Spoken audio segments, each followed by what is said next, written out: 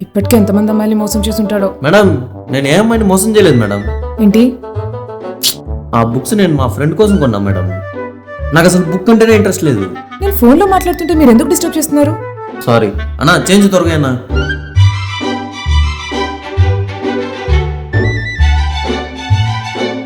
రే, మీ అమ్మకి పొగర ఎక్కువ అయిపోయిందిరా.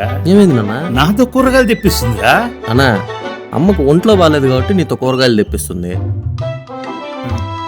అమ్మా ఇందా పట్టుకో, నువ్వు వెళ్ళి కూరగాయలు తీసుకునిరా, నేను ఇక్కడే కూర్చుంటా. అన్నా నాకు మోకాలు నొప్పులు రా, నువ్వు వెళ్ళి తీసుకొని రా. పో పో.